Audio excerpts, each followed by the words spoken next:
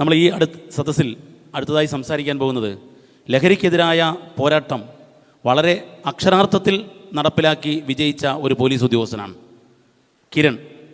അദ്ദേഹം കൊല്ലം സ്വദേശിയാണ്, SKൻ്റെ നാട്ടുകാരനാണ്. കൊല്ലം സ്വദേശിയായ കിരൺ കുന്നമംഗലത്തെ പോലീസ് ഇൻസ്പെക്ടറായി ടാൻസാനിയയിലെ ഈ മയക്കുമരുന്ന് ശൃംഖലയിലെ പ്രധാനിയെ പഞ്ചാബിൽ പോയി അറസ്റ്റ് ചെയ്ത് കോടതിയിൽ എത്തിച്ച ഒരു പോലീസ് ഉദ്യോഗസ്ഥനാണ്. അദ്ദേഹം നമ്മളോട് സംസാരിക്കും. അപ്പോൾ അദ്ദേഹം സംസാരിക്കുന്നതിന് മുമ്പ് ചുണക്കുട്ടികളായ ആ പോലീസ് ഉദ്യോഗസ്ഥരൊന്ന് വേദിയിലേക്ക്, അദ്ദേഹം മാത്രമല്ല കിരണിനെ മാത്രമല്ല അദ്ദേഹത്തിൻ്റെ സംഘാംഗങ്ങളെ കൂടി വേദിയിലേക്ക് വിളിക്കുകയാണ്. അപ്പോൾ ആ വേദിയിലേക്ക് വിളിച്ച SKനും എന്താണ് Markaz director general Shri C Muhammad ഫൈസിയും ചേർന്ന് അവരെ ഒന്ന് ആദരിക്കുകയാണ്. ആദരിച്ച ശേഷം 2 വാക്ക്. SK എന്തായാലും നമ്മൾ പറയാറുണ്ടല്ലോ, ഉറവിടത്തിൽ പോയി വേട്ടയാടണമെന്ന് പറയാറുണ്ടല്ലോ. അപ്പോൾ ഉറവിടത്തിൽ പോയി വേട്ടയാടിയ അപൂർവം ചില കേസുകളിൽ ഒരു ചുണക്കുട്ടികളാണ്. അവരെ ഒന്ന് ക്ഷണിക്കാം പ്ലീസ്.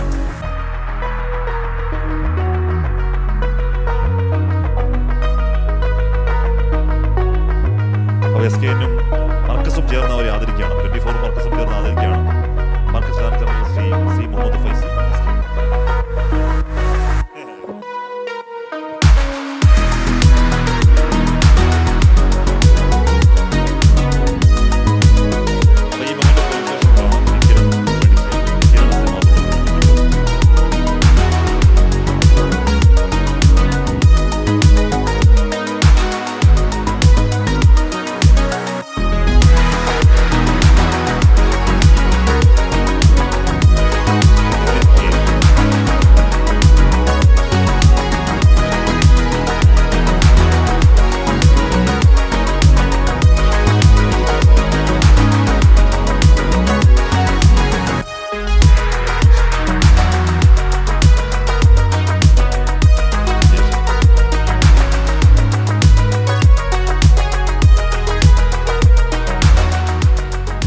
എല്ലാവരും ഒരു കൈയ്യോട് കൊടുക്കണം. കാരണം നമ്മൾ ഈ പറയുന്ന ഉറവിടത്തിൽ പോയി വേട്ടയാടുക എന്ന് പറഞ്ഞാൽ അപൂർവമായി സംഭവിക്കുന്നതാണ്. അതിലൊരു കേസായിരുന്നു അത്. 2 വാക്ക് സംസാരിക്കാൻ ശ്രീ കിരൺ എസിനെ ക്ഷണിക്കുകയാണ്.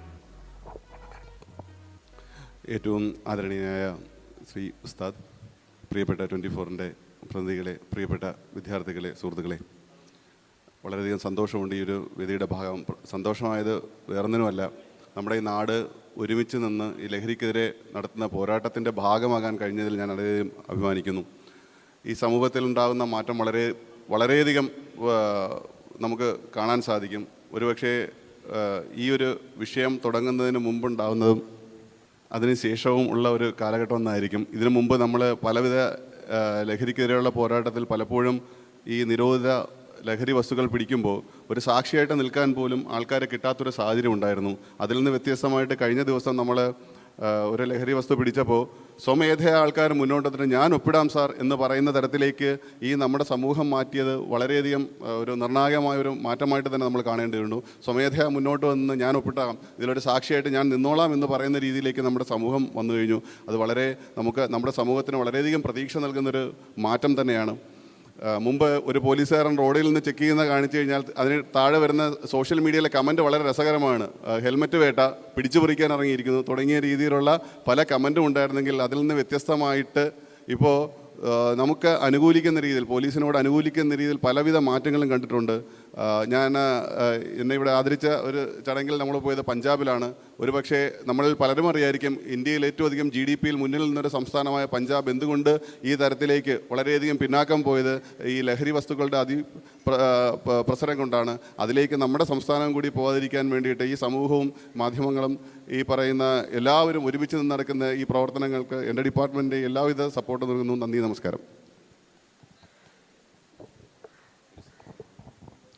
അപ്പോൾ ഈ ഞങ്ങൾ പറയുന്നത്, നമ്മൾ ഈ ഓരോ ജില്ലയും കടന്നു ചെന്ന് ഈ ലഹരിയുടെ കൂടുതൽ അപകടം കണ്ടപ്പോൾ ഉറവിടങ്ങളിൽ പോയി ബോംബിടണം എന്നുവരെയൊക്കെ ഞാൻ പറഞ്ഞു. എൻ്റെ കൺട്രോൾ പോയി. അപ്പോൾ താൻസാനിയയിലുള്ള ഈ അപകടകാരികളെ അവിടെ പോയി പിടിച്ചുകൂടെ കൊണ്ടുവന്നു എന്നുള്ളത് ചെറിയ കാര്യമല്ല. ഇവർക്ക് അപാരമായ ധൈര്യമുണ്ട്. കാര്യം ഇത് ഈ മാഫിയ സംഘങ്ങളെന്ന് വെച്ചാൽ വെട്ടും കൊലയും ഒക്കെ ആയിട്ട് എല്ലാ ദിവസവും 10 കൊലപാതകമൊക്കെ നടത്തുന്ന ആൾക്കാരാണ്. അവരുടെ ഉറവിടത്തിൽ പോയി അവന്മാരുടെ പൊന്നാപുരം കോട്ടയിൽ പോയി ഇവരെ അറസ്റ്റ് ചെയ്ത് നമ്മുടെ കോടതികളിൽ കൊണ്ടുവന്നു എന്ന് പറഞ്ഞാൽ ഇവർക്ക് നമ്മൾ സല്യൂട്ട് ചെയ്യണം. ഒരു big salute to these police officers കേട്ടോ, പോലീസുകാർക്ക്. അപ്പോൾ അവർക്ക് നമ്മൾ വളരെ സന്തോഷത്തോടെ നമ്മുടെ ഒരു ചെറിയ ഒരു ആദരവിൻ്റെ പ്രതീകമായിട്ട് ഒരു സാധനം നൽകുന്നു. അത് കാണുമ്പോൾ നിങ്ങൾ ഞെട്ടരുത്, അത്രയും വില കൂടിയൊരു സാധനമാണ് നമ്മൾ കൊടുക്കാൻ പോകുന്നത്. 24ൻ്റെ കപ്പാണിത്. ഞങ്ങളെ മോഹിക്കുന്ന ഒരു കപ്പാണ്. ഇതിൻ്റെ മോഹവില എത്രയാണെന്ന് ഹാഷ്മി പറയും. 500 കോടിയാണ് മോഹവില, യഥാർത്ഥ വില 364.